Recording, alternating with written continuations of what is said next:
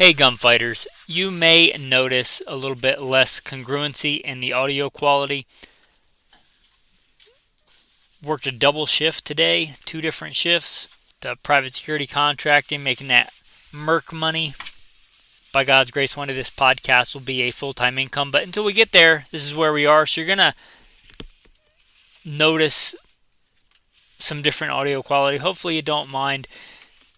Got up, was leaving the house for work at 4:30 in the morning. It's almost 8 o'clock at night and still working.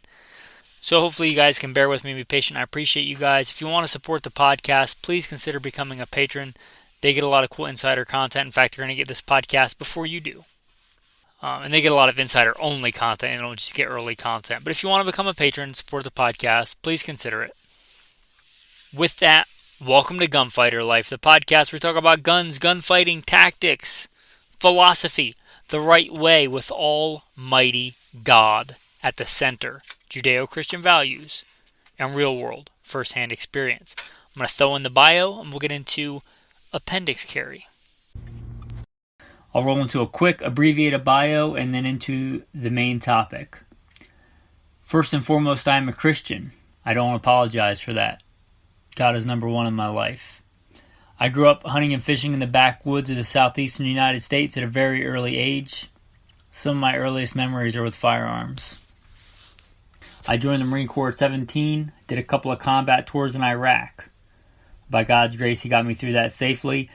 After that, I served as an instructor, an urban warfare instructor and a desert warfare instructor for the United States Marine Corps. I also served with the LAPD, both full-time as a sworn police officer and some more specialized assignments, as well as serving in the U.S. Army, full-time and part-time National Guard. I've been a FBI firearms instructor, still am an FBI firearms instructor, have been for a lot of years, also NRA certified and some other 3-letter government agency certified. I've been a private contractor for a 3-letter government agency I won't specify. I've been the commander of a tactical team in a large metropolitan area. By God's grace, He got me through all that in one piece, not because I'm better, but because He chose to have grace and mercy on me. I've been a professional hunter and guide. Professionally hunted things like buffalo and elk. Not many people today can say they've done that, but I'm blessed to be able to say that I have.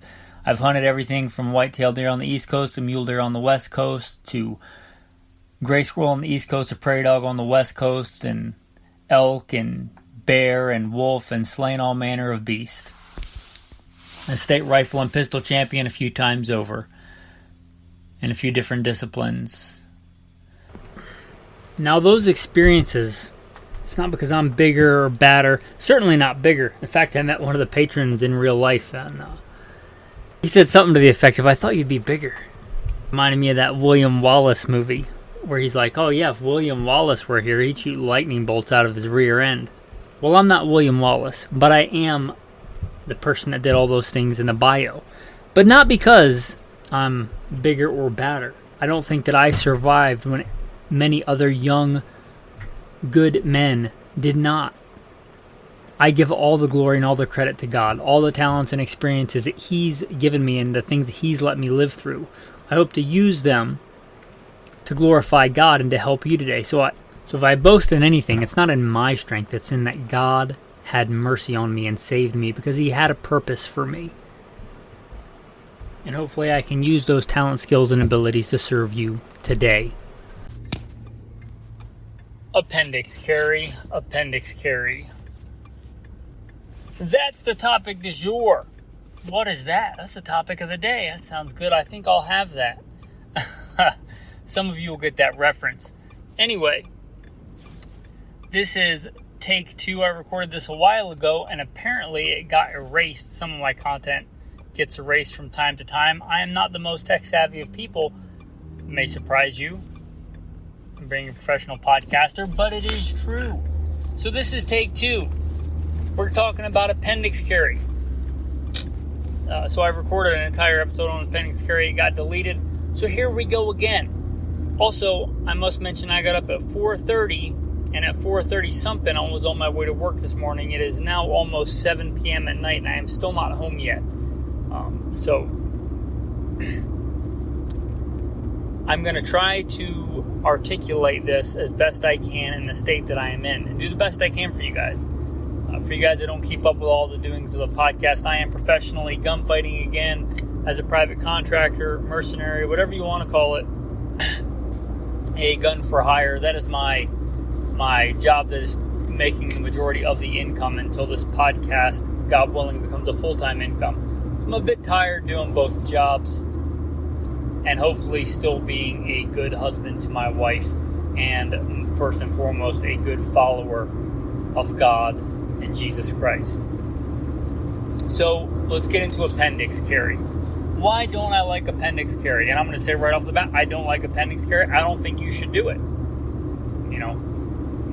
Stay tuned if you want more. Let me articulate that a little bit better and logically, coherently. Number one, safety. You are pointing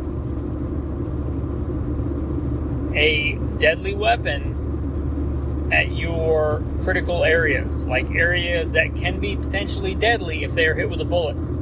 And I'm not just talking about reproductive organs, right? That's for posterity's sake. Like, that's important too. But your femoral artery will kill you in seconds. I have seen firsthand the horror that comes with somebody having their femoral artery messed up by a bullet. And it happens quickly. And people bleed out quickly. Why would you even take that risk? Why? If it's 1 in a million, right? If you're dry firing every day, sooner or later you're going to get to 1,000,000 reps. One of those days you might forget to unload your gun or get distracted and come back or something. Why? Why would you point a deadly weapon at those areas? I think the most deadly part of that is the reholster. Something gets caught, a shirt gets caught, something like that, especially since a lot of people carry guns without a manual safety nowadays. A lot of people carry striker-fired guns without a manual safety. You might say, the Glock, the safe action trigger. And this is not picking on Glock. Glock is about the standard, and most other striker-fired handguns are about the same. But you get a piece of shirt or jacket or something caught in that trigger, it's gonna, if you push it hard enough, it'll make the gun go off. Like, that trigger dingus safety is not going to prevent that from happening. You hit it on the side of the holster in a certain angle, it can make that gun go off. So it's just, okay, one, the safety issue. Even if it's a small thing, why would you point a deadly weapon at a vital area of your body? And I get that other holster carry methods, once the gun is in the holster, you can do that. But the ones that I prefer, the gun is already in the holster and safe, and then you might bend in an orientation at which it is pointed, but the gun is already in the holster and you're not able to access the trigger.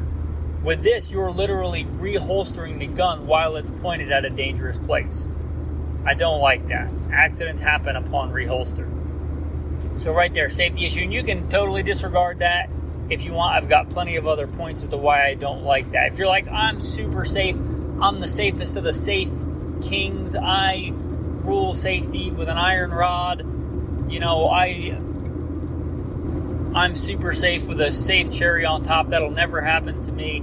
If that's your mindset and you disregard the safety thing, then I'll give you some other pretty coherent arguments as to why I don't like appendix carry.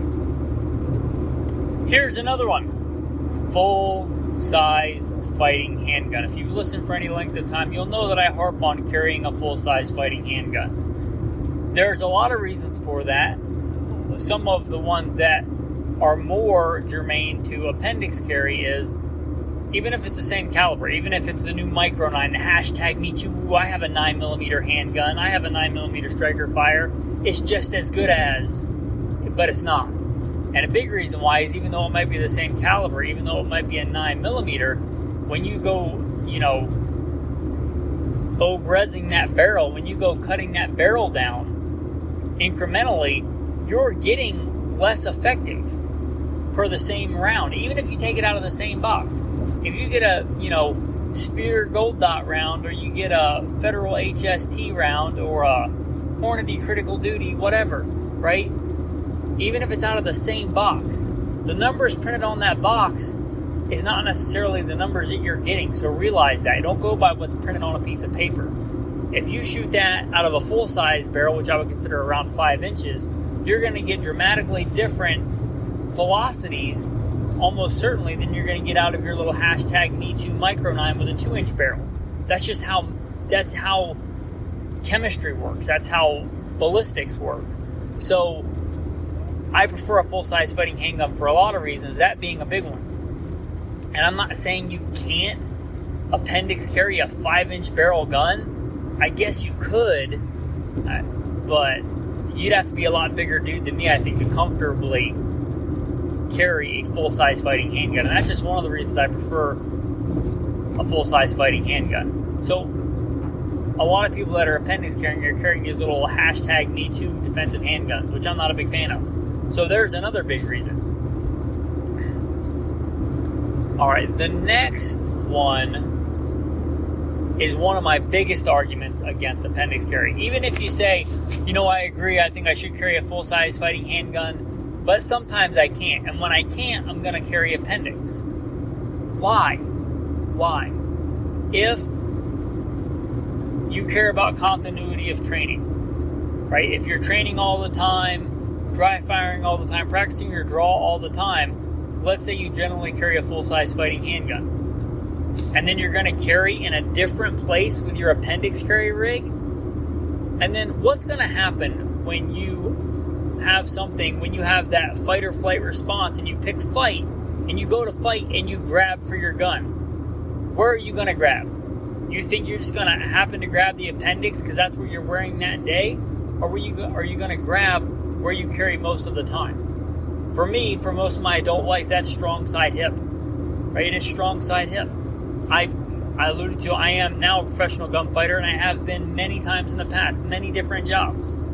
Almost always, from LAPD to the commander of a tactical team to stop active shooters, to private contracting, to my current private contracting job. Almost exclusively, if I'm carrying a handgun, I'm carrying strong side hip. When I shoot competition, when I've shot competition in the past, strong side hip. Right? So if something goes down, if things get western real quick, where am I grabbing? Where am I going to skin that smoke wagon? Right? I'm going strong side hip because that's what I've done for the vast majority of my adult life. And if you're serious about training, you want that continuity of training. So where are you going to go when you get that fight or flight response and you pick fight and it's a fight for your life? Are you going to grab your crotch? I don't. I don't go for my crotch. I know because I've had it happen. And where do I go? I go strong side hip. So why wouldn't you just carry strong side hip? Even if you're like, I'm not going to, and I prefer OWB. Almost always OWB. I'm OWBing. I got changed out of my uniform after work, and I put on, which was a full-size fighting handgun, strong side hip, and I put on a better full-size fighting handgun for my concealed carry because they dictate what we carry at work, and I have to be handicapped at work and carry a 40 cal, but I'm not going to handicap myself after work and carry a 40 cal. I'm going to carry a good fighting handgun. So I switched, but I'm still carrying, strong side hip, and I'm doing the same draw. I'm practicing the same draw that I practice all the time. If you're like, I want to carry a slightly smaller gun, you can still carry strong side hip, and you might go a little bit different. You might go, from outside the waistband to inside the waistband. Even if you don't want to carry, completely OWB, you can carry IWB, and although it's a fraction of an inch difference, if you go to grab in that area, you're still grabbing your gun. You may have to adjust it on the way out of the holster, but that's better than grabbing in the entirely wrong place, especially when fractions of a second matter, right? In a gunfight, fractions of a second can be the difference between you coming out breathing or not. So why would you put your gun in completely the wrong place to where you normally grab and train with? Okay, so that's one of my big arguments. The next one is also a very big argument, I think. If you're serious about training, gunfighting, whether it's competition, whether it's taking a tactical training class from a legit tactical trainer from a legit training school. I don't always mention it in the bio depending on which version, but I have been a firearms instructor for a lot of years. I'm an FBI firearms instructor. I've taught military, law enforcement. I was an urban warfare instructor for the Marine Corps. I taught at one of the largest civilian schools in the United States as a professional firearms instructor. Most places that are serious about training and gunfighting are not going to let you appendix carry. And a lot of competition shooting, if you are serious about shooting and gunfighting, I encourage you to get into competition shooting. A lot of those places aren't going to let you carry appendix. So right there, you're throwing out a giant amount. You can find a school that'll let you carry appendix, but if you want to go and sample and try this thing and that thing and chew the meat and spit out the bones, you're cutting out a lot of really, really good training, because not all, there's trainers I respect that appendix carry. I'm not saying they're horrible people or they're wrong. I'm telling you why I don't like appendix carry. And there are many people that don't allow appendix carry in their classes. There are many shooting disciplines that don't allow appendix carry. So you're throwing out all that training just so you can do the latest and greatest thing and, put a handgun on your genitals. The juice to me there is not worth the squeeze. Why would you throw out all that training and experience and ability to train in competition shooting to get fast and accurate hits on target just so you can appendix carry? It just doesn't seem worth it to me. So, if you're the kind of person that, doesn't do any training, doesn't get any professional training, doesn't take any professional training courses, doesn't go out of pocket for any professional training, doesn't shoot competition, then this podcast, as in general, is probably not geared towards you. If you just care about really cool kit and really cool gear and not training, then go listen to a myriad of other podcasts that are just about gear junkies and collecting gear and what the latest and greatest thing is. There's nothing wrong with that content. If you want that, if you want gun entertainment, that's fine. There's a lot of gun entertainment. And I do gun entertainment shows here too, but in general, it's about gunfighting and about being effective. And I don't think the juice is worth the squeeze to give up all that really good training and all that stuff and ability to shoot competitions and what I will call more practical disciplines. I don't think it's worth it just so you can appendix carry.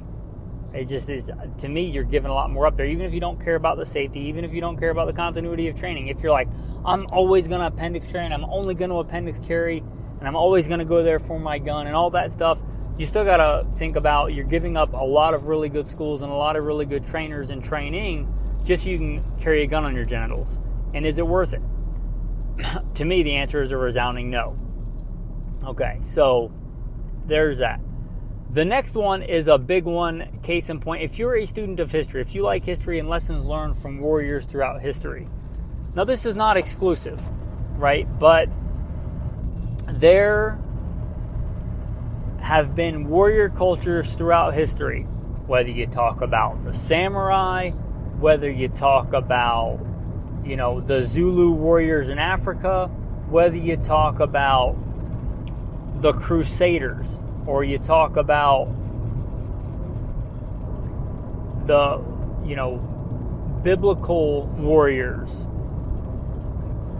If you look at, and there are exceptions, I admit that, but if you look at the broad spectrum of warriors throughout history, if you're talking about swords and short swords and daggers, which were a go-to weapon for a big chunk of history, what spans cultures and time and epochs is carrying a primary weapon on your hip. Right? When you see that kind of continuity throughout history, you kind of think there's something to that, right? Probably something to that. So probably a reason for that, right? Strong side hip, range of motion, ease of access, speed, celerity, the build and shape of the human body. A lot of things go into that. There's only one, and I was thinking about this, there's only one example I could think of in history where people carried a fighting implement on their genitals, and that is the bollocks dagger, I think, of Scotland. That's really the only example I can really think of that's halfway decent. So that's an outlier. look at cultures and warriors throughout history, different cultures, different time periods, carrying a weapon on their hip. Right? There's reasons for that. There's really good reasons for that. And whether it's an STI Staccato 2011 or an ancient short sword, right? A gladius. There's something to that. So if you don't believe me, maybe look at great warriors throughout history. Where do they primarily carry swords? On their hip. So maybe think about that, even if you don't want to believe anything that I said. So hopefully I laid out a pretty succinct, cogent, coherent, with my state of sleep or lack thereof, argument on why I don't like appendix carry. You can decide to differ with me. There's people that I respect that appendix carry. I'm not saying we can't be friends, but I'm just giving you my thought process on that. With that, a little bit of housekeeping at the end. There might be some difference in audio quality. I'm literally recording this on the back roads on the way home. It's, again, after 7. I'm still not home yet. It's just, if you guys want, with the schedule that I have, I'm going to have to record more mobile content if you guys want fresh content more often. So I hope that you don't mind the audio quality. Hope that it's, at least listenable. It might not be, rock concert quality or something, but you probably don't listen to this for the audio quality. Hopefully you listen to it for the content. Anyway, I appreciate you guys. Your tactical tip of the day. Talked about carry. What about holsters? What about cleaning holsters? Quick, easy way to clean holsters, because holsters get dirty on the inside. Baby wipes. Baby wipes are a quick, easy way to clean out the inside of a holster. Kydex, leather, whatever. Baby wipe. Baby wipe it out every now and then. Especially after doing some hardcore training, rolling around in the desert, getting sand in it, getting dust in it, rocks in it. Clean it out with a baby wipe. This is an easy, quick way to clean out a holster. That's your tactical tip of the day. Your tactical verse of the day. This comes from the book of 2 Samuel, which I was listening to on my ride into work this morning on listening to the Bible audibly. Be strong and prove yourself a man. David said that to his son Solomon. David was a mighty warrior. He carried a sword. He cut Goliath's head off with his own sword. A mighty warrior. Now that's your verse of the day. Thanks for listening, and have a blessed day.